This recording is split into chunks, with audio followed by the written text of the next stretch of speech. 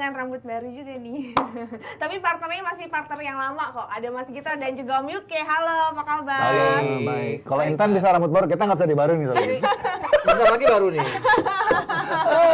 Bisa diperbaharui, mungkin lebih Bisa pendek aja. atau dicat lagi Di gitu blond, ya. di blond nanti. Di blond. Mas Gito ini sebenarnya ash brown ya. Itu sebenarnya highlight ya guys. Ini highlight, bukan asli ini ya. Dia kerabatnya Ravanelli dia.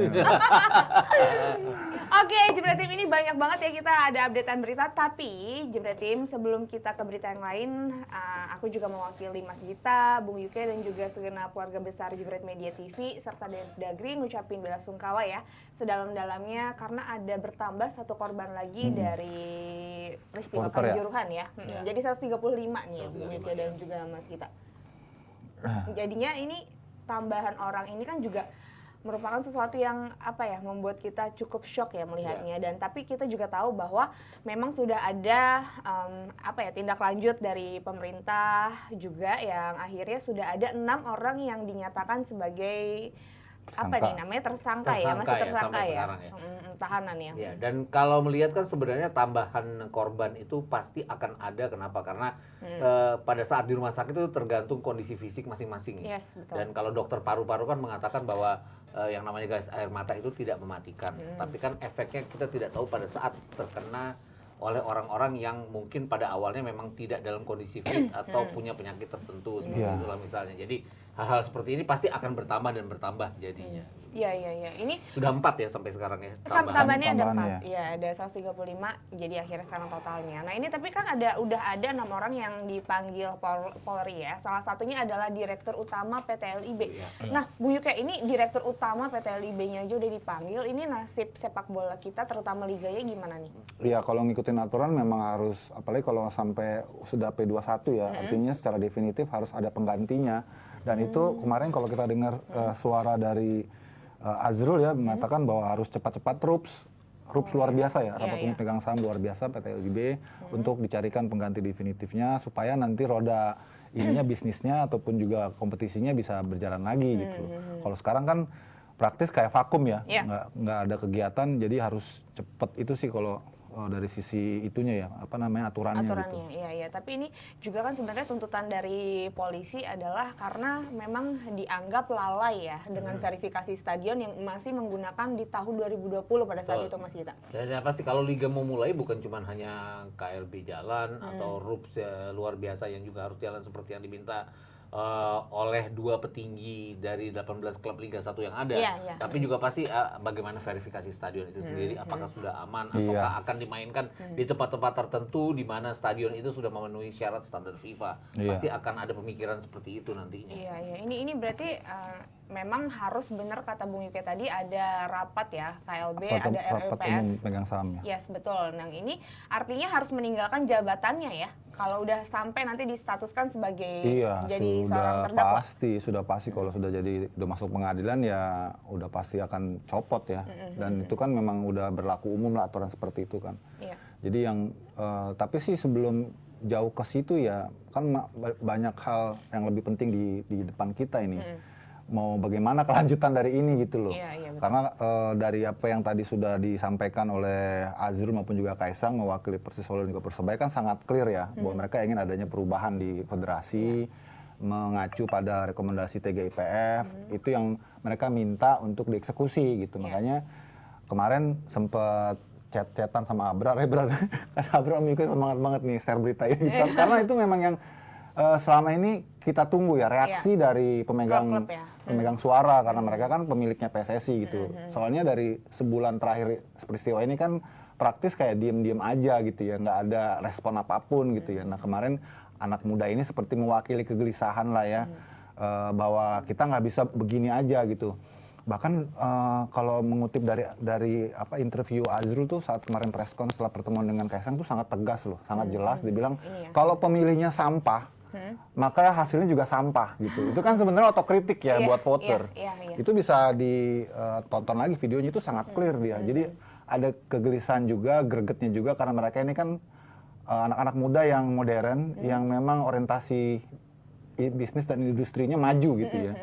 Bukan voter-voter yang pasif gitu ya, yang hanya nunggu kalau kongres baru datang gitu ya. Kalau mereka ini kan bleeding lah istilahnya ya, mengusahakan segala cara berdarah-darah untuk tetap kompetisi berputar, bisa menghidupi pemain gitu kan, pelatih, terus klubnya dan seterusnya gitu. Jadi dampak yang paling terasa memang terhadap klub saat ini di tengah ketidakpastian ini, mereka harus tetap bayar gaji pemain kan. Belum lagi baru masih banyak juga pelatih-pelatih yang baru masuk ya.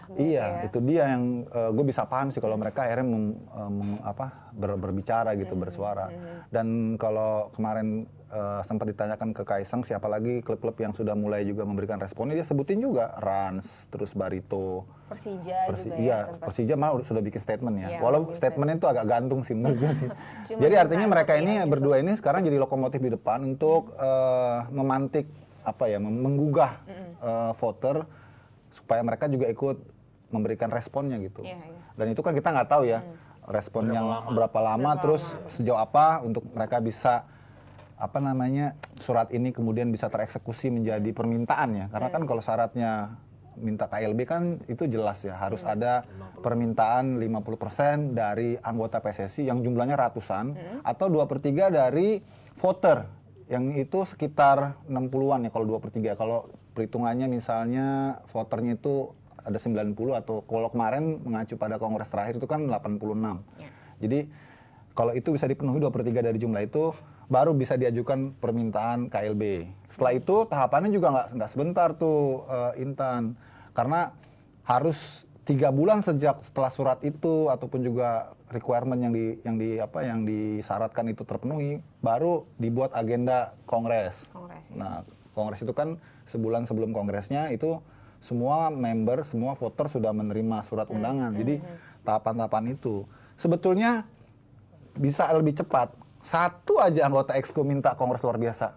Jadi. Oh, jadi kuncinya sebenarnya kalau ada satu anggota dari 8 Exco yang minta, Exco itu harus satu yang meminta. Satu meminta itu jadi. Memang sekarang kan Exco-nya kan semua diam juga gitu loh kan. Iya, kita masih nunggu ya ini apa gitu reaksi dari Exco-nya karena ini juga udah ada permintaan kan. Nah, dan Exco-nya juga semuanya nggak semuanya aktif juga ya, kan ada 15 ya, tapi kayak seperti Pak Cucu kan udah relatif nggak ada ya, udah nggak ada.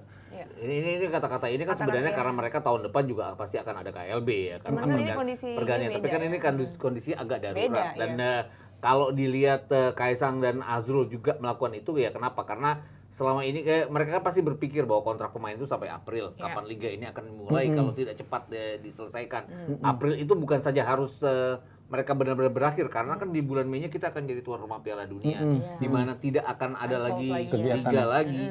Kalaupun belum selesai nanti kan harus menunggu setelah Mei di mana kontrak pemain pasti akan baru lagi. Jadi hal seperti ini dari sisi bisnis pasti yang dipikirkan oleh keduanya. Oke, nah tadi kan ini sebenarnya syarat KLB itu udah jelas ya apa aja tadi udah di transfer sama Bung Yuke. Nah, ini juga aku tuh dengar juga kabarnya katanya PSSI itu udah mulai rapat mau merumuskan transformasi. Ini gimana KLB-nya kan belum ada KLB, belum ada voters dan segala macamnya. Tapi mereka sudah mau merumuskan transformasi katanya perubahan pengurus PSSI. Ini sebenarnya kalau dari seharusnya itu KLB dulu kah baru transformasi atau gimana sih? Ya kalau kita kembali ke urgensi yang terjadi saat ini di mana rumusan ataupun juga konklusi dari TGIPF sudah sangat jelas. Harusnya itu dulu yang didekati ya. Maksudnya diselesaikan dulu gitu loh. Kalau tim transformasi ini kan sifatnya hanya supporting sebetulnya. Menindaklanjuti setelahnya. Menindaklanjuti gitu loh.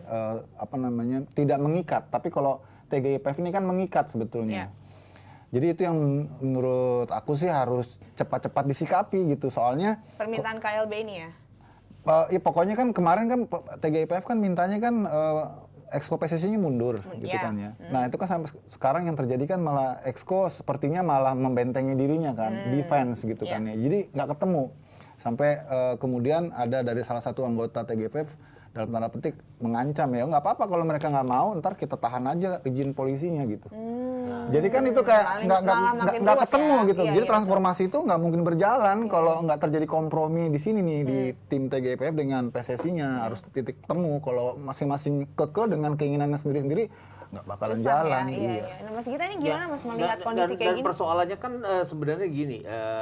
Kalau tadi tim TGIPF sudah mengatakan bahwa izin kepolisian akan mereka sandra gitu ya. Mereka sandra segala macam dan itu kan yang paling tinggi ya nilainya. Itu izin keramaian, izin segala macam itu kan datangnya dari polisi. Itu tidak akan bisa walaupun tanpa penonton sekalipun itu tetap dianggap sebagai sebuah izin keramaian. Kenapa? Karena ada orang-orang yang bertugas, ada panitia yang melakukan kegiatan pada saat sebuah pertandingan berjalan. Hal-hal seperti ini yang pasti yang membuat liga makin lama makin akan mundur. Itu juga kenapa harus cepat-cepat diselesaikan.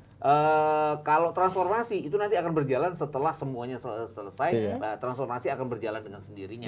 Kalau PSSI meniati untuk melakukan transformasi. Iya, ini memang bisa harus paralel lah ya. Iya, paralel. Iya, karena ini kan maksudnya kejelasan liga tadi yang Mas Gita dan Bung Yuke juga bilang ini kan kasihan klub-klub juga secara bisnis ya. Tapi kenapa ini hanya baru 2 klub aja, Bung Yuke? Ya, 2 klub ini juga pengaruhnya besar loh. Tapi maksudnya ini kan sebenarnya emang kalau sebetulnya kalau mau jujur ya, mereka tuh kita tahu suasana batin klub-klub ini, kita tahu lah pasti. Mereka udah Jadi mereka kayak mewakili ya? apa sih istilahnya? Waduh gawat nih. Bobol kita punya rekening. Harus bayarin gaji, bayarin operasional segala macam.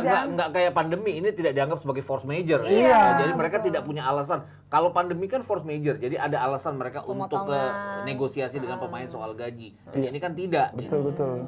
Dan gue kira ya, bener apa enggak ya, tapi ini aja sih, insting gue aja nih, pasti klub-klub ini sebenarnya udah saling berkomunikasi. Cuman mereka dorong dua pentolan ini yang dianggap mewakili dan suaranya relatif bisa didengar gitu ya. Karena yang satu kita tahu putranya presiden, yang satu memang Azrul kan ini Persebaya juga yang terkait juga kan dengan apa namanya pertandingan pada saat itu ya. Betul, dan termasuk mereka dia ini pure-nya memang idealismenya industri ya. Jadi mewakili lah gitu loh. Nah, tinggal yang lain nih gue pikir nanti sih kalau ini bisa ngekor ya, Cuman cukup nggak jumlahnya sampai sampai 2/3? Masalahnya kan ini kan kalau klub Liga 1 artinya kan hanya beberapa klub ya. 86 harus ada juga 86 dari 2/3 dari 86 sekitar 60-an yang harus itu. Atau itu tadi kata UK, satu exco bilang KLB. Iya. Nah, ini artinya itu ada support dari lainnya kan. Iya, betul. Iya. Tapi ini kalau misalnya sikap kan ini kan untuk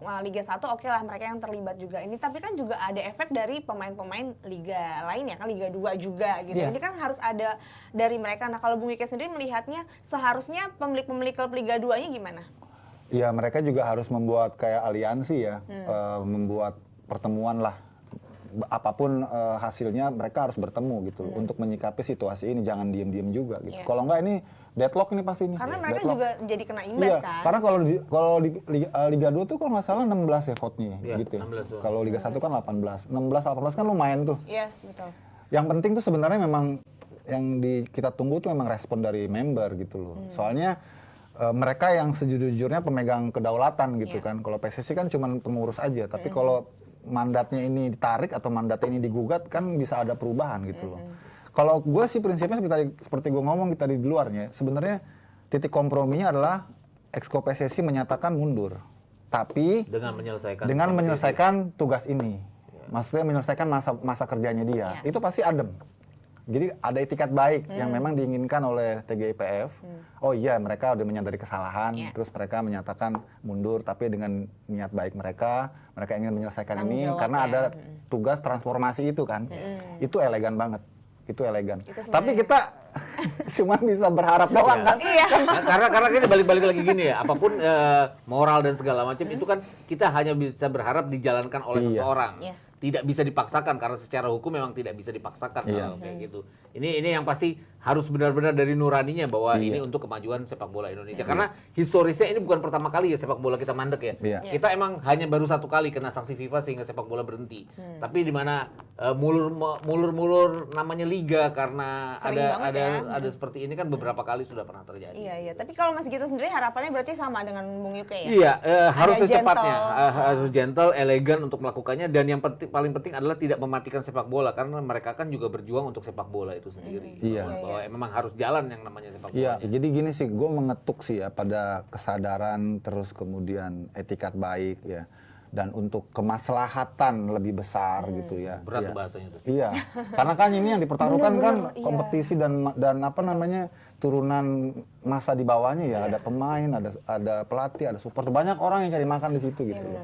Jadi kalau masing-masing mempertahankan ego, ini nggak akan ketemu. Yang dikorbankan ini yang besar ini gitu kan. Nah itu yang tadi gue sampaikan. Jadi mengacu pada itu ya mestinya PSSI dengan legowo gitu. Kalau mereka memikirkan kepentingan kemaslahatan yang lebih besar di bawahnya gitu loh. Jangan sampai ini mereka jadi tersandra karena ada konflik antara TGIPF dengan PSSI yang tidak kunjung selesai Iya, gitu. betul. Nah, ini kan juga sebenarnya termasuk kita yang ada di sini ya, Mas Gita juga kan. Apa? Ya, ikut kena Ini nggak imbas kerja-kerja kan, deh, Mas? gabut Ikut dia. Kerja sih, kerja Terus karena ada banyak. program lain di luar sepak bola. Oh, iya. Tapi kan dari bagianku sendiri nih, contohnya bagianku. Iya. Itu kan ada yang namanya freelancer. Nah, itu mereka yang terkena imbasnya, paling terkena imbasnya. Ya, itu mereka dengan Mereka liga nggak jalan, mereka nggak- hanya mendapatkan bagian dari profesionalismenya mereka pada saat liga itu jalan gitu loh. Jadi Part-timer jadi part timer jadinya. Kalau kita yang di dalamnya pegawai-pegawai ya otomatis tidak makan gaji buta juga karena ada program-program lain di luar sepak bola, di luar sport bahkan yang harus kita kerjain. Iya, iya. Gitu. Artinya di situ sebetulnya dari skala yang kecil aja udah ada dampaknya. Iya, Jadi sangat banyak bagaimana dampaknya. yang di sekeliling stadion UMKM di Iya, situ kan, betul. itu kan mereka terasa juga pasti kalau kelamaan berhenti iya, gitu betul, kan. betul. Bahkan kemarin usia muda pun juga kan akan berhenti juga gitu Iya. loh. Di Yang bagian- harusnya TGIPF tidak melarang itu ya pada Iya. akhirnya. Dan itu dia kan sempat diedarin bahwa ke semua asosiasi untuk menghentikan kegiatan sepak bola. Dan itu diterjemahkan oleh Asprop sampai kabupaten untuk menghentikan kegiatan termasuk pembinaan usia muda. Iya. Dan itu akhirnya kemarin diratifikasi tuh mereka dikoreksi silakan jalan Ya, kecuali betul. Liga 1, 2 dan 3.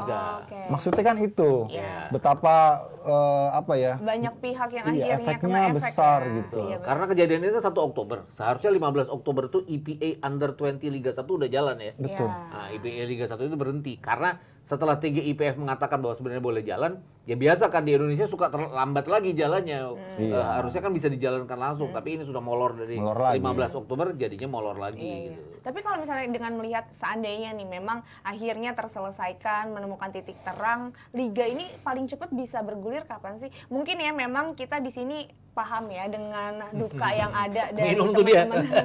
Iya. Pusing Minum jawabnya. pusing. Terlalu sulit ya, terlalu sulit. Terlalu sulit. Oh iya, ini maksudnya emang kapan sih? Mungkin maksudnya apa ya? Kayak kita bisa melihat paling memungkinkan paling cepat kapan gitu berjalannya. Sebenarnya kita juga tetap sih merasa kita tahu kita masih berduka, tapi kasihan lagi industri dan ini juga banyak dampak yang terkena ya. Banyak pihak Kalau yang Intan terkena tadi dampak nanya gitu. kapan sebaiknya atau paling cepat, ya tergantung lagi-lagi tergantung PSSI mau cepat apa enggak. Sekarang sebenarnya bolanya di tangan mereka sih. Iya. Karena rekomendasinya sudah clear, sudah jelas gitu kan. Sekarang bolanya di tangan PSSI mau diapain gitu. Mereka mau lebih cepat, ya tadi kan udah kita kasih solusi Iya. kayak gitu kan kalau mereka mau. Kalau mereka mau gitu kan. Kalau mereka masih tahan-tahan egonya gitu, ya nggak akan jalan-jalan. Jadi nggak terukur tuh Intan tuh kapan mulainya. Iya, itu. Kan salah satu exco kan bilang bahwa akan main 25 November. Tapi itu kan wacana mereka. Ini artinya setelah ada TGIPF mengeluarkan segala macam, ya tadi balik-balik lagi di bisnis itu kan ada yang namanya kompromi ya. Betul. Nah, kompromi itu yang harus benar-benar dijalankan oleh. Kalau Yuka tadi bilang bahwa bolanya di PSSI, ya bolanya itu harus melakukan kompromi bahwa kompromi tadi bisa dengan elegan bahwa oke mereka mundur tapi mereka bisa melakukan sisa kompetisi ini pasti Iya. akan ada titik terima di mana Iya. ya Pasti TGIPF juga akan Iya, mundur lah, akan nggak akan mundur. kenceng-kenceng kayak dan sekarang. kan gitu. bisa juga dijalankan tanpa penonton misalnya Iya. hal-hal Ada seperti itu. banyak solusi kalau PSSI ini mau ada titik temu ya, mau ada kompromi mau gitu. berbesar hati Iya, lah iya, ya, betul. bagaimana bertanggung jawab secara moral ya. Betul, betul. Artinya di sini. Oke, ini kita masih menanti ya bagaimana solusinya. Mudah-mudahan cepat menemukan titik terang. Ini juga karena kabarnya selain 6 orang ini ada 20 personil kepolisian ya yang sedang diperiksa. Ini juga mudah-mudahan nanti kita akan update ya seperti apa hasilnya. Tapi kita juga harus dukung timnas U20 nih, Jebretim. Ini Di menarik Antalya. ya. Mereka ini kan kita tahu ya mereka ini sejauh mana sih mereka ini udah persiapan untuk di Turki, Bung Yuke? Dari mereka kan sudah mulai TC tanggal 16 Oktober. Iya.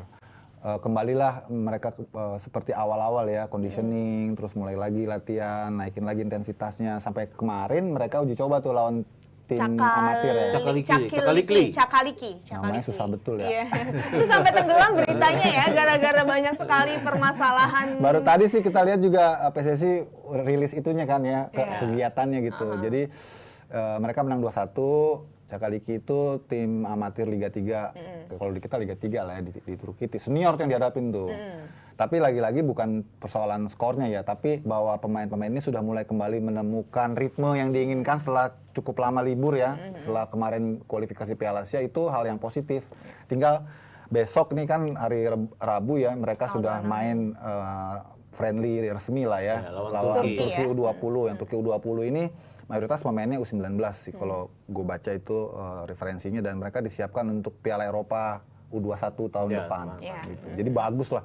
Dan itu akan disiarin langsung kan ya oleh TV nasional. Jadi kita bisa lihat tadi pertanyaan Intan akan terjawab tuh besok seperti apa tuh hasil Progresnya, persiapannya persiapan gitu. mereka ya. Kalau Mas Gita sendiri melihat persiapan adik-adik di timnas U20, adik apa ponakan? Bukan cucu yang jelas. belum cucu, bentar Belum lagi. ya. Jadi Oh, bentar lagi. jadi kalau Gita udah punya. Belum. Oh, belum. jadi kalau ngelihatnya kan sebenarnya di luar kita banyak sekali permasalahan di dalam negeri kita Iya. sendiri. Ini tim ini yang akan mencoba membawa nama harum Indonesia ya di under. Dan mereka lolos dengan bisa dikatakan signifikan ya. Mereka Iya, lolos, mereka akan bisa bermain nanti di Uzbekistan, dan mereka bisa saja ya mengacaukan apa ya namanya, kan ini juga sebagai kualifikasi Piala Dunia Under 20. Betul, betul. Kita sudah lolos. Kalau kita masuk ke 4 besar berandai-andai, kita akan mengacaukan prediksi semua orang, dan bahwa nanti pasti akan ada urutan kelima terbaik dari yang gugur di perempat final untuk mengisi kekosongan itu, karena apapun kita sudah pasti lolos. Jadi hal-hal seperti ini hal positif yang bisa dilakukan untuk sepak bola kita, dan bahwa kita kemarin sudah menang, jangan lihat skornya, kita akan berhadapan dengan tim yang Turki ya. lebih Lebih kuat setara dengan pastilah. kita ya, Under 20. Itu juga kenapa memudahkan juga untuk siaran nasional, karena di sana juga pasti ada tim produksi yang mengcover Under 20 Turki Ya, sendiri. ini lebih ibaratnya kita bisa melihat ini latihan dan juga TC mereka yang hasilnya seperti apa nanti ya. Tapi ini berarti timnas Turki U20 bakalan juga ngeluarin squad-squad terbaik ya, Pasti. mungkin Ya, Tapi pasti. mereka memang disebutin sedang seleksi sih.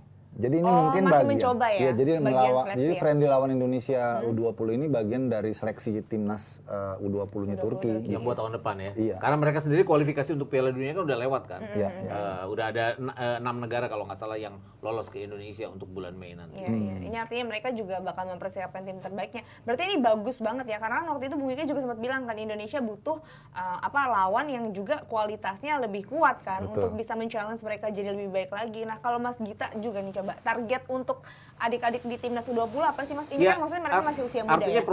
progres ke depan ya, bahwa mereka harus berhadapan dengan lawan-lawan setidaknya setara ya. Kalau bisa sebaik mungkin berhadapan dengan Under 20 setiap negara. Kan banyak negara-negara Eropa seperti misalnya Moldova ataupun negara-negara kecil di Eropa yang pasti berupaya untuk mencari lawan tanding juga. Artinya tidak berhadapan lagi dengan klub-klub amatir dan segala macam itu. Ini yang lebih penting, di mana nantinya kan kita akan berhadapan dengan lawan-lawan yang juga Under 20 juga pada saat Piala Asia nanti itu ya. Dan juga Piala Dunia. Mas, kalau Bung Yuke sendiri harapan untuk teman-teman timnas U20, teman kayak seumuran ya. Itu anak kalau ini anak.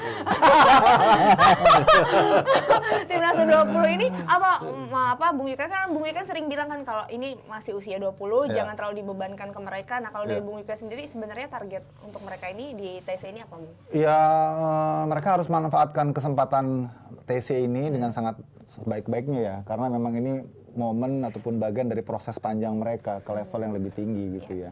Bahwa ini adalah bagian dari seleksi mereka ke sana, iya gitu. Tapi terus terang ya mereka juga mendengar juga dengan berita bahwa akan ada pemain-pemain naturalisasi Nah, iya, itu U20 dia. kan, yang sedikit banyak pasti mereka juga akan tertantang kan ya. Harus tertantang ya. Untuk memberikan penampilan terbaiknya ya, supaya nggak digeser ya. Iya, dan itu yang gue berharap sih tetap semangat, tetap manfaatin kesempatan ini sebaik-baiknya untuk karir mereka ke depan ya. Jangan hopeless dulu ya, karena kabar bahwa akan ada banyak pemain naturalisasi U20 yang juga akan bergabung dengan tim ini. Itu jangan sampai mengecilkan semangat mereka gitu. Justru mereka harus tertantang, mereka harus buktikan ya bahwa mereka tuh layak gitu bersaing di iya. sana ya. Tapi ini mudah-mudahan ya setelah TC ini juga tetap ada konsisten ya mereka latihan, karena kan kita tahu kita nggak ada kompetisi usia muda. Jangan kan usia muda, usia yang senior aja ada. lagi begini gitu kan. Anggap aja sebagai ini ya, kayak di klub aja, bahwa ada pemain kan silih berganti datang ya. Bahwa itu dianggap sebagai sebuah persaingan. Itu yang membuat mereka, jangan membuat mereka kecil hati, tapi akan membuat bahwa ini pemicu gue untuk bisa lebih baik Makin lagi. gacor Ya, mudah-mudahan ya. Karena Karena apapun kan itu keputusan manajemen ya, dalam hal ini keputusan federasi. Kalau di klub kan keputusan manajemen klub yang tidak bisa dihindari oleh pemain. Nggak bisa bilang bahwa ini jangan dong nanti ngacuin gue gitu, nggak bisa. Dan ini ya buat latihan aja jadinya bagi mereka. Gitu. Bung Yuke, kenapa Bung berat ya? Berat emang. Kayak agak Karena gue ngebayangin sih mereka ini kan istilahnya yang berkeringat ya, peluh gitu ya. Dari AFF terus ke kualifikasi Piala Asia. Sekarang mereka dihadapkan pada kenyataan siap-siap aja mereka gitu. akan bisa saja tergeser gitu ya. Karena kalau sudah dipanggil pemain-pemain naturalisasi itu dan sudah diselesaikan itunya proses naturalisasinya, ya sudah pasti masuk tim lah. Ya nggak mungkin mereka Nggak mungkin susah-susah. nggak mungkin jadi cadangan lagi atau berada di luar dari radar kan. Ini kan mereka semua diambil setelah setelah di radar kan, karena Indra Safri kan kemarin berangkat atas rekomendasi untuk mencari atas rekomendasi dari Sintayong namanya ini ada kalau nggak 14 salah nama ya? 11 sampai 14 nama, terus yang datang 2, terus sekarang lagi proses naturalisasi kan, itu kan nggak mungkin mereka dipulangin lagi karena nggak kompet gitu ya. Nggak, logikanya gimana sih ya? Udah mengeluarkan biaya juga, betul. udah ada prosesnya juga ya. Iya, berarti kan itu sudah masuk dalam squad kan. Itu kan berarti mengurangi porsinya pemain-pemain asli Indonesia. Padahal kemarin kita sempat bahas ya, bahwa kita cukup kayak merasa, oh keren nih di squad yang ini lebih mendominasi kan, bahkan hampir semuanya ini ada pemain lokal. Dan di FIFA juga nggak ada peraturan bahwa dibatasi ya naturalisasi. Iya. Seperti di basket kan jelas tuh ada pembatasan naturalisasi bahwa sebuah negara tidak boleh menaturalisasi pemain terdaftar lebih dari 1 pemain gitu, dan ini tidak terjadi di FIFA, dan ini yang membuat makin lama makin persaingannya akan semakin lebar. Jadi ini kayak pasar global. Kalau bisnis pasar global yang paling kuat. Dan sejauh pemain turunan itu kan banyak kan, karena kan pesepak bola itu kan banyak di Eropa yang memang keturunan kita asli, ada keturunan Indonesia. Banyak ya, iya oke. Nah ini tapi sebelum kita ngebahas pemain naturalisasi yang udah berproses nih di Indonesia ini menarik ya, di Turki langsung bergabung nih asisten pelatih sampai sang pelatih, asisten pelatih nih yang Cho Byung-kook. Nih yang bakal ngegantiin coach Zenan Radonjic. Nah ini kalau ngeliat dari CV-nya gimana? Baru 2 tahun ya dia, kalau 3 tahun ya coba. Baru 3 tahun dia jadi. Tadinya back kan ya? Tadi yang center back, terus dia kan baru pensiun dari pemain tahun 2019 ya kalau nggak salah. Jadi masih hangat ya? Masih hangat, terus dia juga pasti kepercayaannya ya. Sintayong karena pernah jadi pemainnya Sintayong waktu di Ilwa Chunma ya, Songnam Ilwa Chunma, bawa mereka jadi juara Liga Champions Asia, sampai ke Piala Dunia antar klub ya, kalah. Menang dari klub Uni Emirat Arab di perempat final, kalah dari Inter Milan tahun 2010 itu di semifinal. Jadi ya kualitasnya sebagai pemain sudah terlihat lah. Walaupun di Korea Selatan sendiri hanya main 11 kali dengan 1 gol, tapi sebagai pelatih ya dia baru 3 tahun, tapi pasti Sintayong percaya dengan sentuhan-sentuhan dia karena sudah lama bekerja sama dengan Sintayong. Iya. Dan posisinya posisi natural ketika main kan dia back ya. Iya, berarti center back itu ya. stressingnya akan ke situ ya. Akan ke Dan pemain naturalisasi yang sudah datang kan juga satu back, satu back kan. Satu back, iya. Ini berarti, tapi kalau misalnya kita melihat ini ya, maksudnya kita lihat ini asisten pelatih, oke, dia dulu mantan pemain di back. Terus ini juga ada salah satu pemain naturalisasi yang juga salah satunya posisinya back. Ini emang posisi yang udah tepat dipilih untuk bisa melengkapi timnas Indonesia atau ya, pasti coach Shin yang paling tahu lah ya. Kalau tadi sudah disebutin nama Intang, jangan lupa Novarianto juga back loh. Kita tahu setirnya kemana nih. Setirnya agak ke bawah kayaknya. Karena memang melawan, apalagi nanti pas ajang Piala Dunia, pasti kan lawan-lawan tangguh semua. Bukan nggak mungkin kita juga ketemu lawan yang lebih hebat, lebih superior, di mana tentu pertahanan kita akan menjadi tekanan kan, menjadi stressing, dan sepertinya secara nggak langsung ini menggambarkan bahwa fokus dari orientasi Sintayong lebih menjaga kedalaman supaya mereka lebih solid lagi. Makanya kemarin juga latihan banyak set piece gitu kan. Terus turn passing yang jangan sampai banyak salah gitu. Karena kalau sepak bola sekarang kan apalagi yang main anak-anak muda kayak gini, waduh, sekali lepas langsung dicuri cepet banget tuh gitu kita kena counternya. Jadi itu yang coba dimatengin sih kalau menurut gue sih. Iya. Tapi ini kan udah ada 2 nama nih Mas Gita dan Bung Yuke, ada Justin Hubner sama Ivan Jenner ya. Ini kalau Justin Hubner ini sendiri kan kita tahu ini tadi yang udah kita bahas back ya. Ini keturunan ibunya ternyata yang dari Belanda, bapaknya dari Jakarta Mas Gita. Nah Mas Gita melihat akhirnya sudah ada 2 nama nih yang confirm, yang sudah melakukan proses, ini seperti apa Mas? Belum tahu juga ya bagaimana permainan keduanya ini ya. Bahwa mereka selama ini main di salah satu liga yang dianggap sebagai salah satu dari 7 besar liga di Eropa, oke. Tapi kan yang harus diperhatikan bagaimana mereka adaptasi dengan cepat terhadap kalau misalnya Kultur sampai juga ya. kultur juga sampai bergabung dengan timnas. Kemudian kalau di tempat latihannya mereka pasti ada yang namanya ini. Kalau kan bukan asisten pelatih aja kalau di klub-klub Eropa itu kan ada yang namanya pelatih set piece. Gimana caranya menghindari set piece, bagaimana mencetak gol lewat set piece. Ini kerjaannya center back. Yang dilatih center back biasanya untuk menghindari gol dari set piece, untuk menciptakan gol dari set piece. Di kita kan nggak ada. Nah, ini yang hal seperti ini yang belum tentu Justin Hubner akan dengan cepat bisa beradaptasi. Iya. Dari Wolverhampton ya gitu ya. Iya, dari Dia mainnya di Wolverhampton ya. Kalau yang satu lagi Utrecht ya. Ya, Utrecht itu. Iya, Utrecht. Ivan Ini Jenner kalau ya? lihatnya ini tinggi Sama banget ya. Bagus Kavi ya kalau nggak salah ya dulu sama Iya, ya kan. 186 ya tadi ya tingginya. Iya, ini 186, yang satunya tadi berapa Sama, tingginya? 187. Iya, cuma beda Kira-kira, kayak 1 sentian gitu. Emang mungkin benar kali ya ini analisa dari Bung Yuke adalah memang melihat bagaimana kita bisa nantinya bertahan ya Mas ya menghadapi tim-tim yang cukup Iya tangguh. pasti. Kalau Piala Dunia kan, wah itu pasti lawan-lawannya mereka pasti udah berpengalaman, udah punya struktur pembinaan yang established ya gitu ya. Gimana itu yang sampai sekarang kita belum bisa gitu. Tentu ini akan jadi challenge yang paling berat. Masalahnya kita kan tuan rumah, pasti juga kita nggak mau malu lah ya. Iya.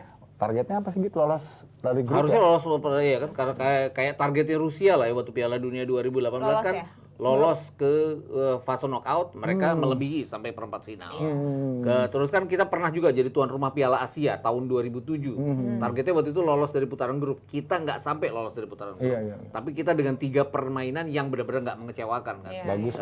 Ngalahin Bahrain, terus kalah dari Arab Saudi, Kalah tipis kalah ya. dari Korea Selatan dengan tipis, itu euforia penonton sangat terjaga saat itu. Itu yang pasti diharapkan juga. Dan kita akan main 3 kali di GBK sama dengan venue di Piala Asia 2007 itu yang pasti ya walaupun ini kelasnya hanya kelas junior, tapi ini Piala Dunia junior yang pasti euforia penonton akan lebih dari Piala Asia. Iya. Ini berarti Bung Yuke selain memang kita ada target misalnya bisa lolos nanti ke grup, lolos dari grup atau segala macam, ini berarti juga ada target bagaimana kita melihat progres permainan mereka nanti Iya, ya. dan itu harus dinilai juga berarti. itu akan terlihat saat kita main di Piala Asia U20 gitu ya. Iya. Itu sasaran antara kita.